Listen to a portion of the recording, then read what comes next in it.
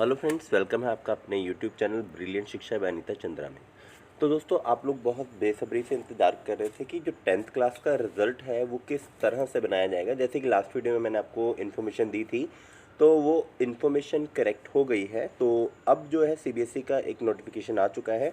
Video थोड़ी लंबी होने वाली है, मैं डिटेल में आपको बताऊँगा कि आपके जो मार्क्स हैं वो किस तरह से सीबीएसई ने कहा है आपके लगाए जाएंगे। तो चलिए स्टार्ट करते हैं video.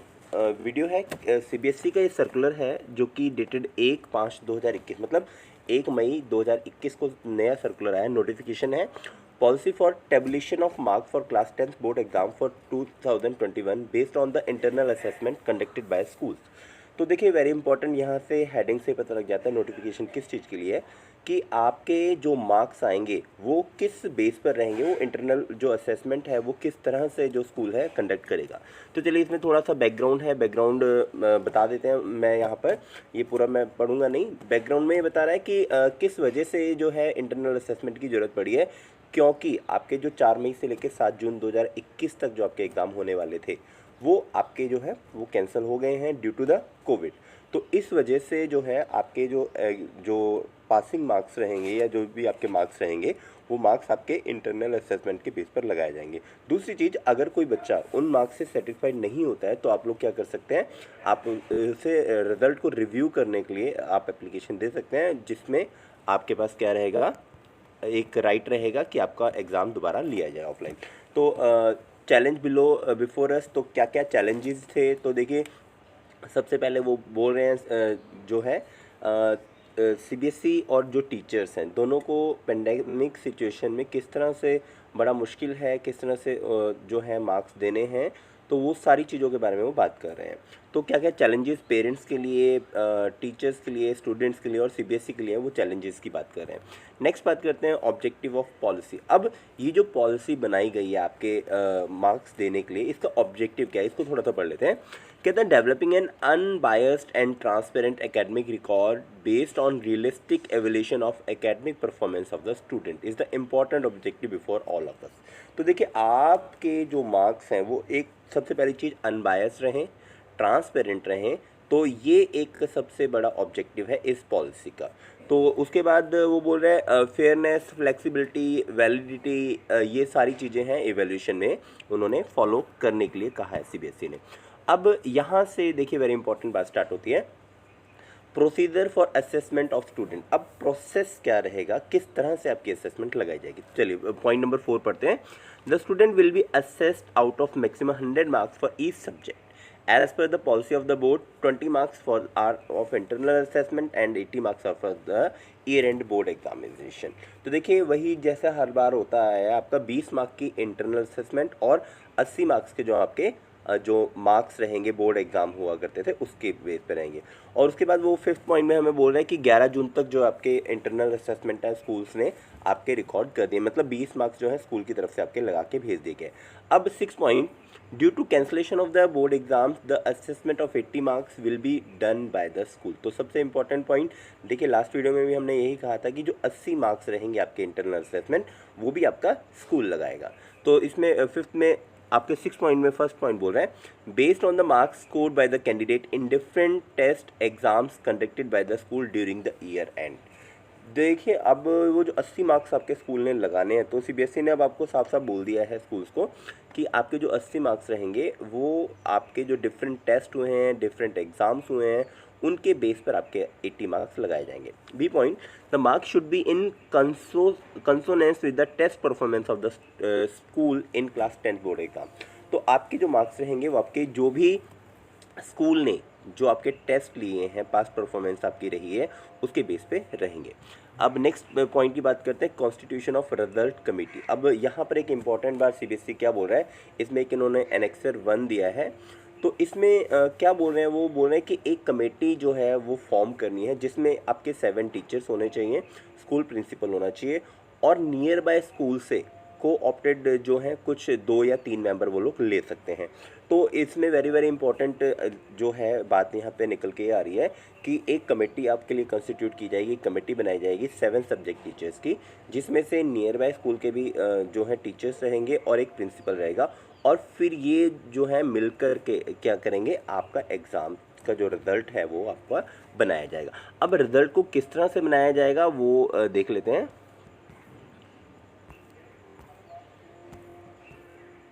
Recording of evidence of assessment. देखिए सबसे इम्पोर्टेंट बात क्या है कि जो भी आपका रिजल्ट रहेगा उसके लिए एक असेसमेंट उन्होंने बोला है करने के लिए।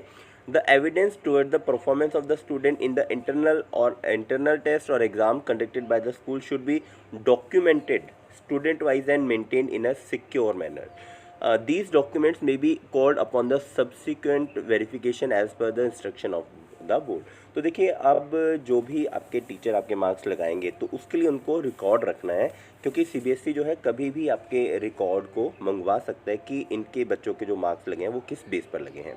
उसके बाद as per the information collected from the school through regional office of the CBSE school have conducted different type and number of tests or exam broadly the following exams tests are common and will be used for the school. तो देखिए इन्होंने अब आपको दिया है कि किस base पे आपके मार्क्स जो है लगाएंगे. तो फर्स्ट है पीरियोडिक टेस्ट और यूनिट टेस्ट. तो पीरियोडिक टेस्ट और यूनिट टेस्ट जो आपके लिए हैं वो आपके 10 मार्क्स में से आपके लगाए जाएंगे. उसके बाद हाफ ईयरली और मिड टर्म एग्जाम 30 मार्क्स और प्री बोर्ड एग्जाम अगर स्कूल ने लिए हैं तो 40 मार्क्स. तो ये जो टोटल 80 मार्क्स का आपका क्राइटेरिया जो है सीबीएसई ने आपको बना दिया. मींस सबसे पहले जो भी यूनिट टेस्ट वगैरह आपके लिए गए हैं वो 10 मार्क्स के हैं. हाफ ईयरली और मिड टर्म एग्जाम जो लिए हैं वो 30 मार्क्स के हैं और प्री बोर्ड एग्जाम जो आपके लिए गए हैं वो 40 मार्क्स के हैं. तो अब यहाँ पर एक प्रॉब्लम है कि अगर किसी बच्चे ने प्री बोर्ड के एग्ज़ाम नहीं दिए हो या हाफ ईयरली नहीं दिया हो तो उसको भी सीबीएसई ने क्लेरिफाई किया है. तो उसके लिए क्या करना है. 10 point. In case school have conducted more than one test exam within each category, the result committee may fix the weightage to be given to each test exam with the category subject to overall maximum marks for that category. For example, if a school has conducted 2 or 3 pre-board exam, it may decided to take an average of the 3 exam. Take the test performance in the 3 test और give a weightage to each exam as considered suitable. तो देखिए ये CBSE ने school के ऊपर छोड़ दिया है कि मान लीजिए एक प्री बोर्ड जैसे एक यूनिट टेस्ट की बात कर लेते हैं. अगर यूनिट टेस्ट जो है वो ज़्यादा लिए गए हैं, मान लीजिए 10 मार्क्स के यूनिट टेस्ट लगाने हैं, आपके टीचर्स ने आपके 2 यूनिट टेस्ट लिए हैं, तो आपके टीचर्स के ऊपर है कि वो जो है ज़्यादा मार्क्स वाला है वो उसको दे दें या फिर दोनों की वेटेज रख दें, मतलब 5-5 मार्क्स दोनों के रख दिए. तो ये टीचर्स के ऊपर छोड़ दिया गया है. Next 11 point. There are some school one or more or of the above 3 categories of the test exam have not been conducted.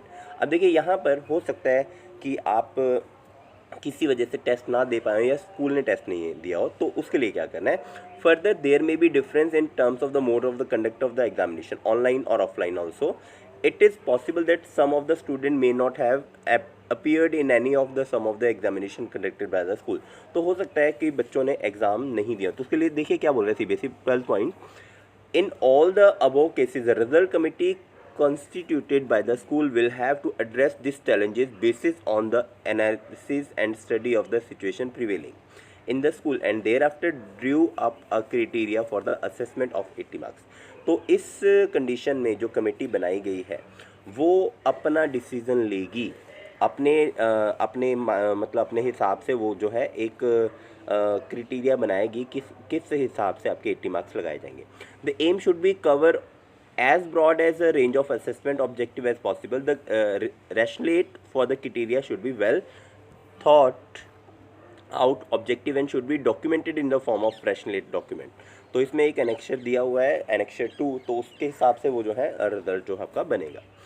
Explaining in detail how the school assessment marks have been determined out of 80 in this cases. तो जिन बच्चों ने नहीं दिया है तो उनके लिए एनेक्सर 2 है या एग्ज़ाम नहीं कंडक्ट किया है तो स्कूल में को उसमें डिफाइन करना होगा कि किस बेसिस पे आपके 80 मार्क्स में से लगाए गए हैं मार्क्स. तो इसमें फर्स्ट पॉइंट बोल रहा है where all the 3 categories of test exam have not been conducted by the school. तो उसमें अगर तीनों कैटेगरी में यूनिट टेस्ट जो हैं वो नहीं लिए गए हैं. In cases where student have not appeared in any of the, तो ये सेकंड केस है अगर बच्चा किसी भी टेस्ट में एग्जाम में जो है शामिल नहीं हुआ है. The committee should in all cases clearly record all the decision in writing with the reason in resolute document. तो क्या कमेटी का डिसीजन रहा है और किस वजह से रहा है वो क्लियरली जो है कमेटी को मेंशन करना होगा. अगली बात करते हैं assess standardization. As marks will be allocated at school level, they will strictly they will strictly not be comparable across schools due to variation in their quality of question paper, the evaluation standard and processes, the mode of conduct of exam, etc. Therefore, to ensure standardization, each school will have to internally moderate the marks to account for the school level variation by using a reliable reference standard. तो देखिए ये बोल रहा है कि अलग अलग स्कूलों के जो हैं अलग अलग स्टैंडर्ड रहे होंगे, अलग अलग टेस्ट पेपर का स्टैंडर्ड अलग रहा होगा, उनका मोड ऑफ कंडक्ट अलग रहा होगा। तो इसलिए क्या करना है, एक स्टैंडर्डाइजेशन करने के लिए क्या किया है, first point, the historical performance of the school in term of the best overall performance in the previous 3 years board examination will be taken as the reference for moderating the marks assessment by the school for 2021।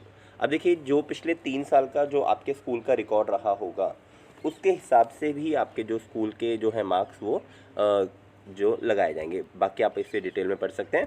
The subject wise marks assess by the 2021 should be within a range of +2 marks obtained by the school in the subject in the reference year।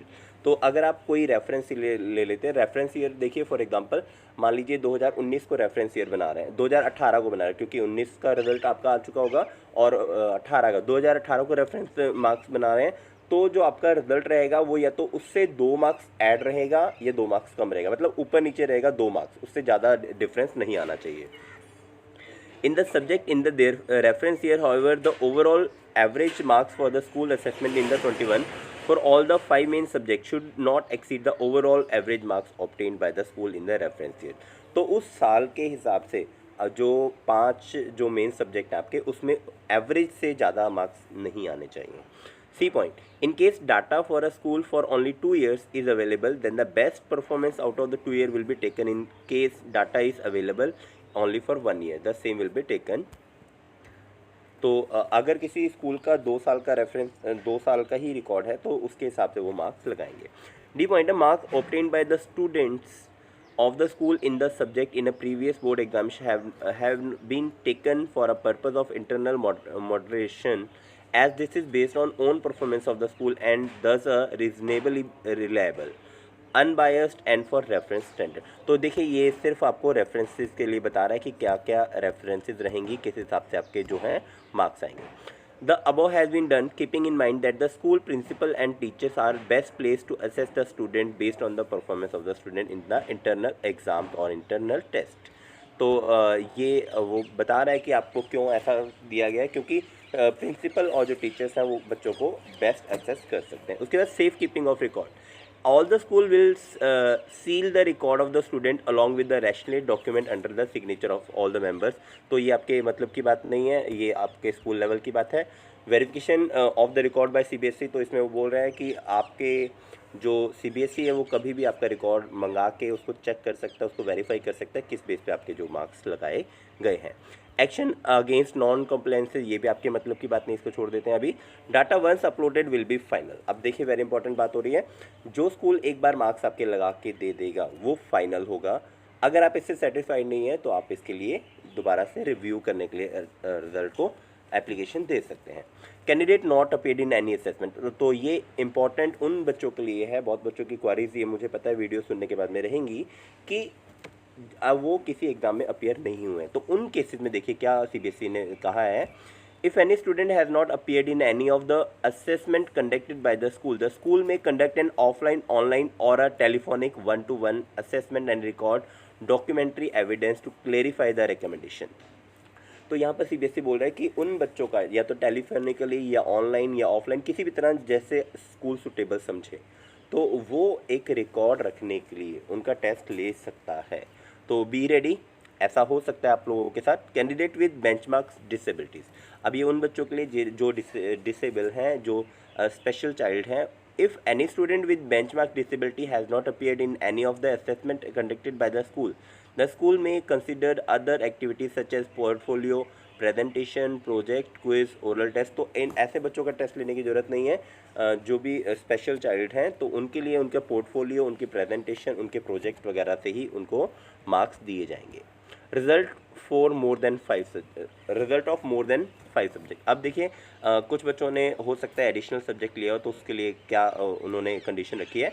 In case a student has offered different subject other than the 5 major one, that is painting, music etcetera या IT या कोई भी subject आपने additional लिया है, the mean marks of the best 3 subject out of maximum allotted marks after conversion may be awarded in this subject. तो देखिए जो आपके एवरेज मार्क्स रहेंगे 3 बेस्ट सब्जेक्ट के, वही आपको 5वें सब्जेक्ट में, मतलब छठे सब्जेक्ट में, एडिशनल सब्जेक्ट में आपको दिए गएंगे।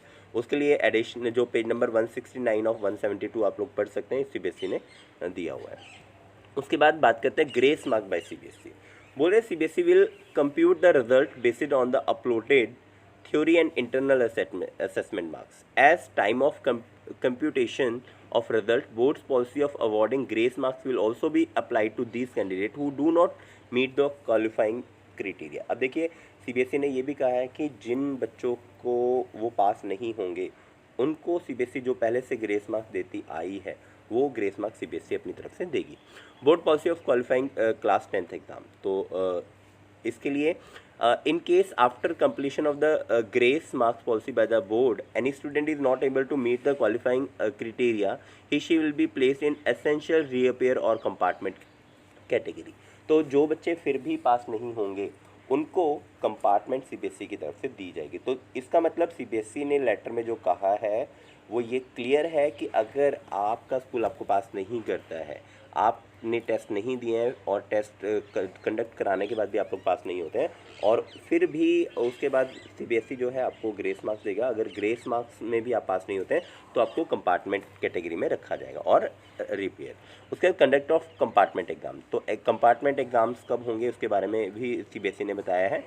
After declaration of the result, school will conduct an objective type offline or online compartment examination based on the sample question paper provided by CBSE. After assessment, school will upload the marks of CBSE portal for declaration of the result. तो अगर फिर भी किसी बच्चे की compartment आती है तो स्कूल जो है वो ऑफलाइन या ऑनलाइन आपका एक एग्ज़ाम लेगा, कंपार्टमेंट एग्ज़ाम स्कूल लेवल पे ही होगा और स्कूल उसी के बेस पे आपके रिजल्ट जो है वो पास करेगा। Permission to continue to class 11। अब देखिए ये एक इंपॉर्टेंट बात है, 10th क्लास के बच्चे जो हैं +1 में किस के बेस पर आएंगे। In case student is not able to meet the qualifying criteria, she or he may be allowed to continue in class 11 till the declaration of the result of the compartment examination by CBSE। तो इस बार CBSE ने कह दिया है कि अगर किसी बच्चे की कंपार्टमेंट आती है तो वो +1 में एडमिशन ले सकता है, और कब तक, जब तक उसका रिजल्ट कंपार्टमेंट का नहीं आएगा। ठीक है, चलिए उसके बाद policy of verification of marks provided by photocopy और आंसर बुक्स और रीएवल्यूशन। तो यहाँ पर देखिए क्या बोल रहा है, assessment has been done by the school and the answer book have been shown or handed over to the student by the school. Process of verification of marks provided in photocopy and re-evaluation scheme will not be applicable for the session. अब यहाँ पर जो आपकी री-एवल्यूशन आप लोग हर बार भरते थे अगर आपके मार्क्स कम हैं या कुछ भी है, क्योंकि आपकी जो है चेकिंग जो भी आपके टेस्ट वगैरह होंगे आपको रिजल्ट दिखा दिया गया है, तो इसलिए जो री-एवल्यूशन है वो इस बार नहीं होगी।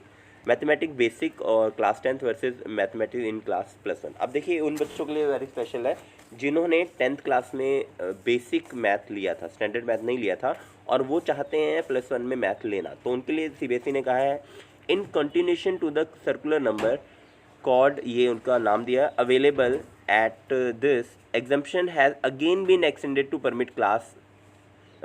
Permit mathematics in class 11। तो देखिए अगर आपने बेसिक मैथ लिया है और आप मैथ जो है +1 में लेना चाहते हो तो CBSE ने आपको परमिट किया है कि आप +1 में बेसिक मैथ होने के बाद भी आप मैथ ले सकते हो। सो ये खुशखबरी आप लोगों के लिए। If a student has offered mathematics basic in class 10 all other condition is as stipulated is above said circular will be remain same. ठीक है, तो ये एक आप लोगों के लिए खुशखबरी है, अगर आपने बेसिक मैथ लिया है और आप लोग मैथ लेना चाहते हैं +1 में तो आप लोग ले सकते हैं। सपोर्ट टू द स्कूल, तो ये हमारे मतलब की बात नहीं है, हम लोग इसको छोड़ देंगे यहाँ पर अभी। स्ट्रीम इन क्लास 11, तो as per the scheme of the student of board, student are allowed to offer any combination of subject without any streaming, hence school should also follow the same. तो +1 के लिए भी CBSE ने बोला कि आप जो सब्जेक्ट लेना चाहते हैं वो ले सकते हैं। पॉलिसी फॉर प्राइवेट और सेकंड चांस कंपार्टमेंट, अब ये उन बच्चों के लिए वेरी इंपॉर्टेंट न्यूज़ है जो कंपार्टमेंट एग्ज़ाम दे रहे हैं, जिनके सेकंड चांस है या जो लोग स्कूल से बाहर रह के एग्ज़ाम दे रहे हैं, तो उनके लिए है फॉर प्राइवेट पत्राचार and second chance compartment candidate a separate scheme for assessment will be announce सून। तो देखिए अभी जो कंपार्टमेंट वाले हैं उनके लिए कोई भी स्कीम अनाउंस नहीं की गई है, उनके लिए स्कीम जो है अलग से अनाउंस की जाएगी। So all the school and committee members are requested to read the policy carefully. तो ये पॉलिसी थी आपकी, होप सो आप लोगों को समझ में आ गई होगी, आप लोगों को अब पता लग गया होगा कि आपके जो मार्क्स हैं वो फाइनली किस बेस पे लगाए जाएंगे, और जो प्राइवेट कैंडिडेट हैं और जो कंपार्टमेंट वाले स्टूडेंट हैं उनके लिए जल्दी ही जो है वो पॉलिसी आएगी, और जैसी पॉलिसी आती है it will be uploaded on the website, and उस पर हम लोग नई वीडियो बनाएंगे। तो होप सो आप लोग हमारे साथ बने रहेंगे।